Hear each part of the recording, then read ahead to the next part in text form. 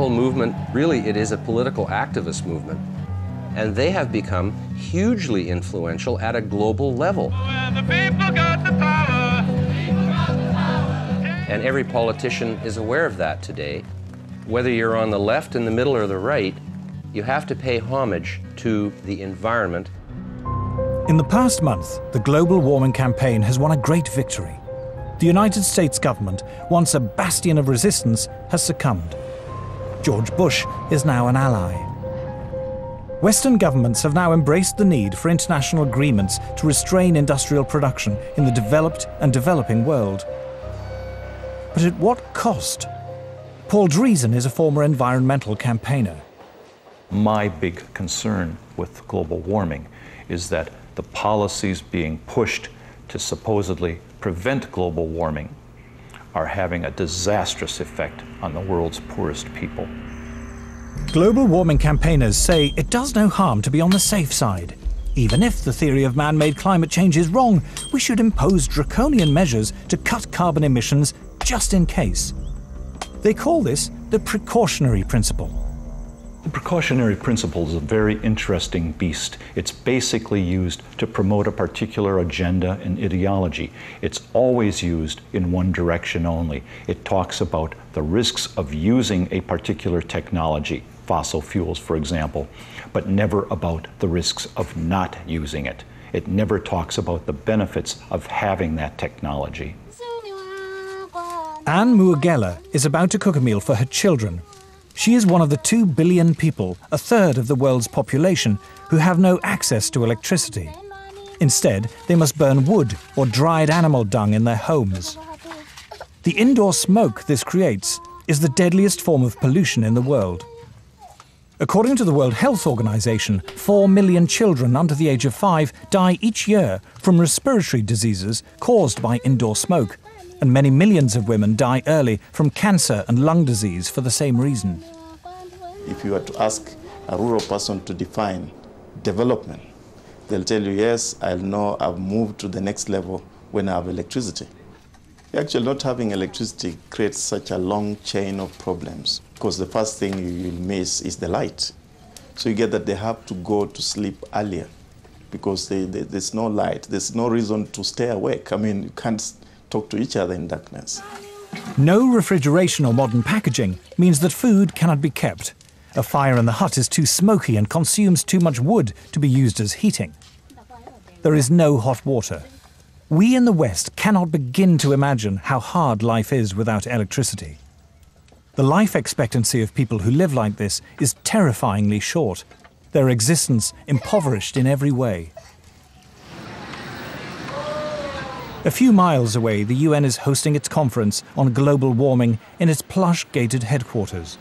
The gift shop is selling souvenirs of peasant tribal life, while delegates discuss how to promote what are described as sustainable forms of electrical generation.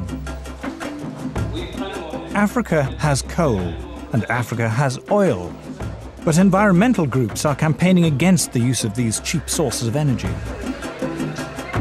Instead, they say Africa and the rest of the developing world should use solar and wind power. A short drive out of Nairobi, we find our first solar panel. A Kenyan public health official has brought us to a clinic which serves several villages. The only electrical implements in the clinic are the electric lights and a refrigerator in which to keep vaccines, medicine and blood samples. Electricity is provided by 2 solar panels. So what can it do successfully? Lighting. Lighting only? Yes. What happens when you put lighting plus the refrigerator and others? What happens? It sounds an alarm. It sounds an alarm? Yeah. Then can we maybe see that?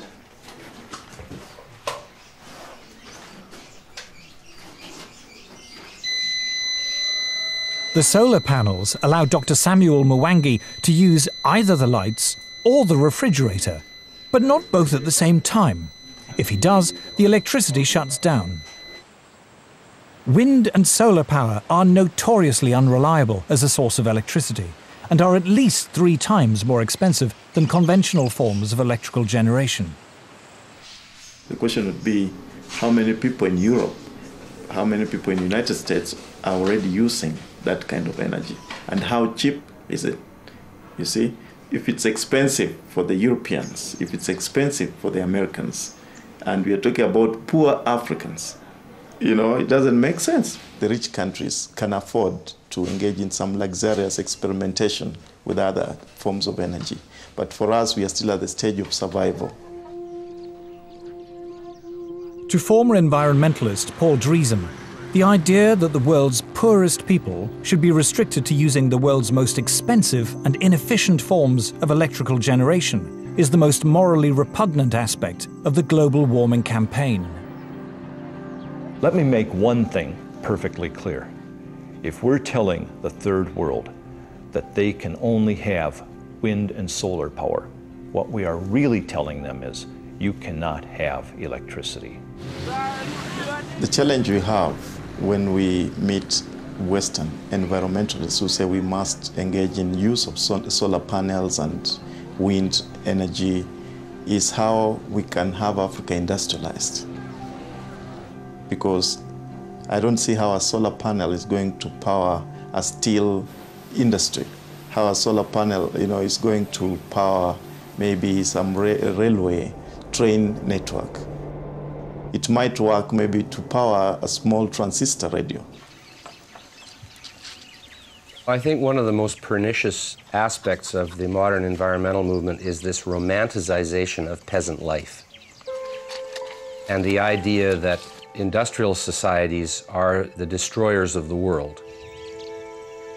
One clear thing that emerges from the whole environmental debate is the point that there's somebody keen to kill the African dream, and the African dream is to develop.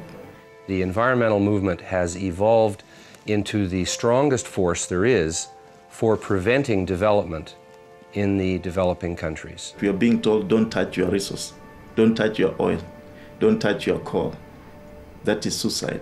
I think it's legitimate for me to call them anti-human. Like, okay, you don't have to think humans are better than whales or better than owls or whatever if you don't want to, right? But surely it is not a good idea to think of humans as sort of being scum, that it's okay to have hundreds of millions of them go blind or die or whatever. I just can't relate to that. The theory of man-made global warming is now so firmly entrenched, the voices of opposition so effectively silenced, it seems invincible, untroubled by any contrary evidence, no matter how strong. The global warming alarm is now beyond reason.